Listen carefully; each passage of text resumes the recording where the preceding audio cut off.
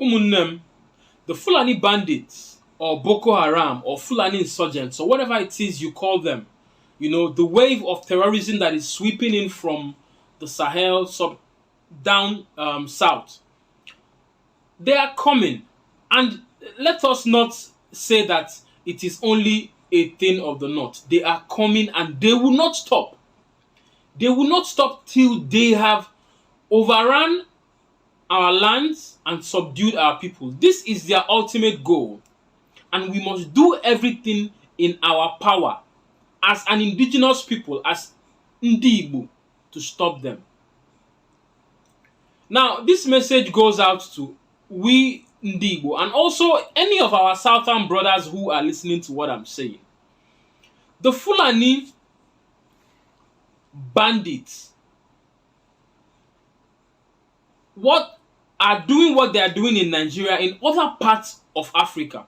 When you go to Central African Republic, they have been having issues and they've been killing, massacres, banditry, all of that with the indigenous people of Central African Republic for years. And in international media, it is reported as farmer headers clash. Just like how they report in Nigeria here that it's farmers headers that are clashing. When we know it is an outright invasion. It is actually ethnic cleansing. In as much as the Fulani who are in power say that they do not support what the Fulani in the bush are doing. The truth is that it is the Fulani who are actually invading our spaces and try to overrun us, conquer us, and then rule us.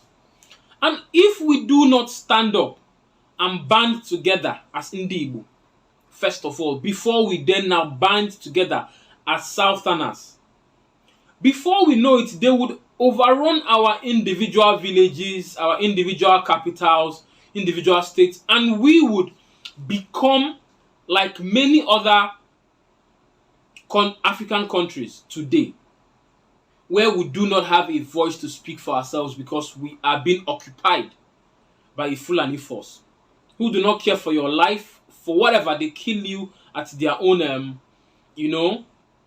premonition, without care and recourse to your rights to destiny and livelihood. There is something we must learn from the Greeks.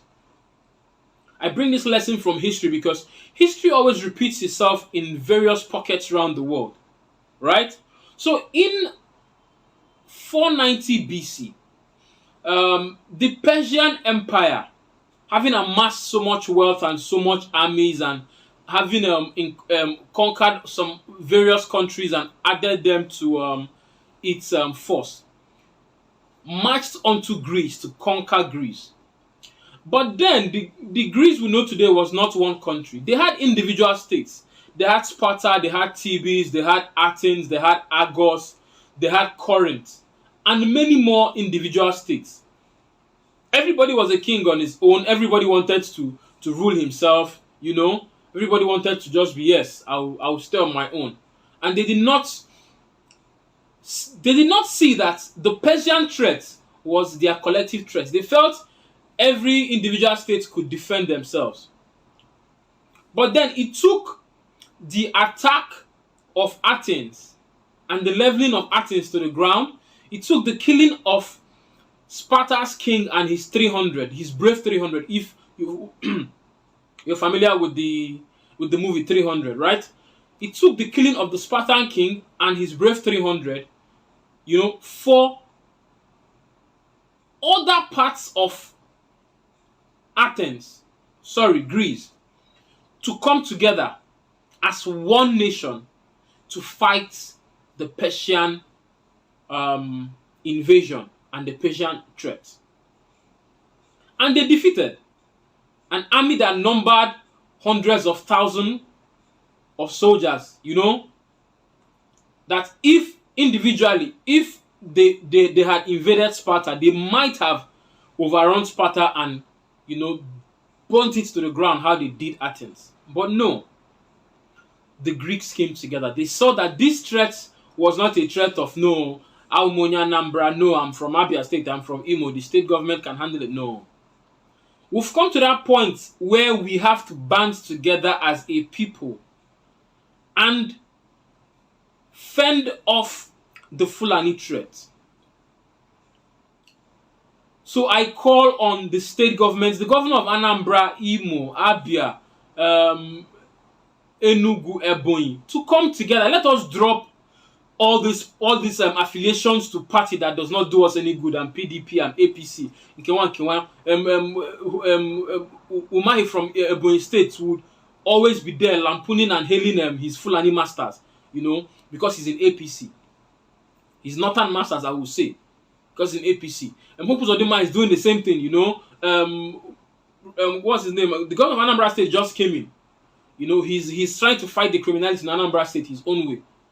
But what about coming together as a collective, as Ndi Igbo, to say this is our policy towards the Fulani. This is our roadmap towards the Fulani aggression. Because make no mistake, Ndebani, make no mistake.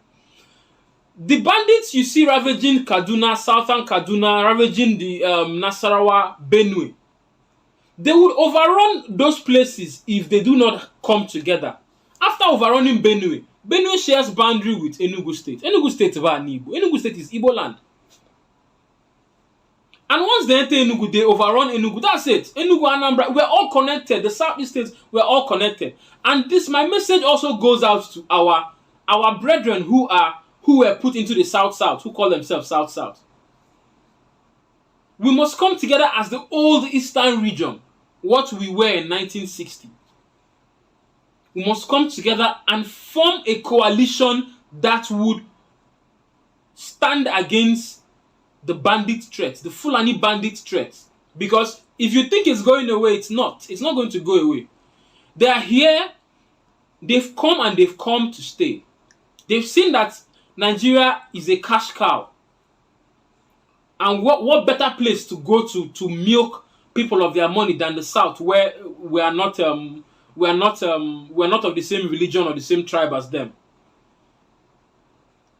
So it is Ndi Igbo, the South East, and also the South by extension, our Yoruba brethren, and also the Benin people, the Benin Kingdom. We must all come together as ancient brothers.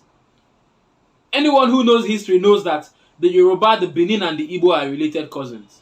Forget the disagreements we have in the Nigerian politics today. We are ancient brothers, hundreds of thousands of years ago. We must come together as ancient brothers who share the same bloodline in our common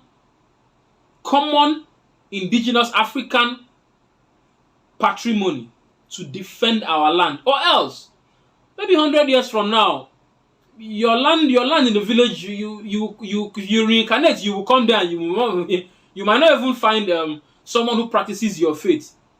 Whether you're an Oloku priest or whether you're a Dibia, whether you're a Christian or you're a Muslim, whatever it is you practice, you might come back and you might not find those practicing that religion, and you might not even have rights to your land to even cultivate.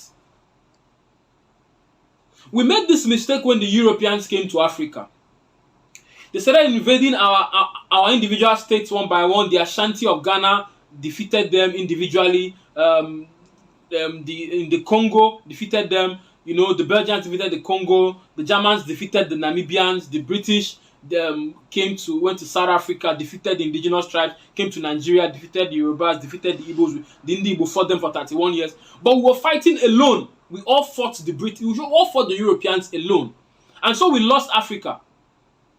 Now we have colonizers who have left Africa in person, but they are still here through neo-colonialism, running our countries through our dubious bourgeoisies, our leaders, our political leaders. So the mistake we made at the invasion of Africa after the Berlin Conference, or even before then, when Europeans started invading Africa and taking up individual states. If Africans banded together, if the Yoruba, Igbo, the Benin Kingdom was looted by the same British. Till today, all our artifacts round are all over European museums. If we came together, the Bini, the Yoruba, the Igbo, we all came together and resisted British invasion collectively, we will not be here today. Yes, they might have tried a little to succeed, but they will suffer because individually we gave them hell. Now imagine what it would have been if we banded together. Now, I'm making this video in English language because I would want our Igbo brothers who don't understand English to hear this, our brothers in the South, Yoruba land to hear this, our brothers also in wherever, as long as you share the common Kwa ancestry, Kwa language. The language you speak are all connected. It's called the Kwa language family group. I'm just trying to put us there.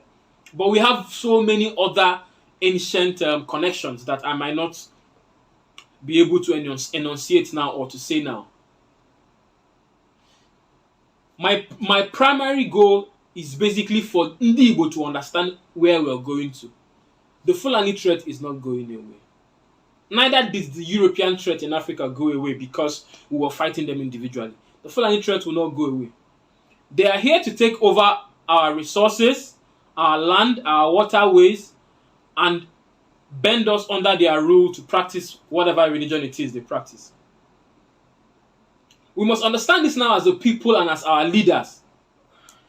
If you're a sellout Igbo leader, know this, that if you sell your people out for peanuts, for ego man, ego oil, in the future, you might eat that money, but your family might not have an ancestral land. Mark my words. If we do not stand up. If we do not stand up. So, with this, I would come to the end of this particular episode of voiceofthesun.com. Who has ear, let him hear. A word is enough for the wise.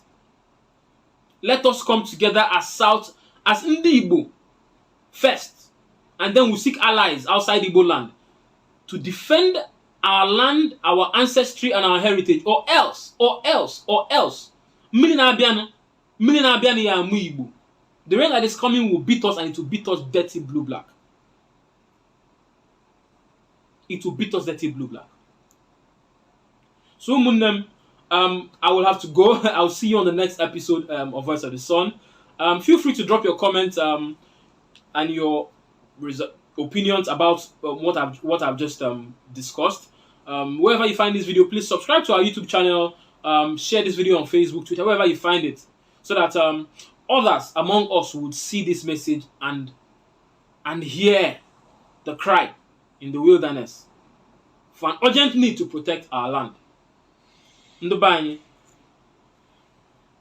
Ogadeno Mamano Demeno Dalonu.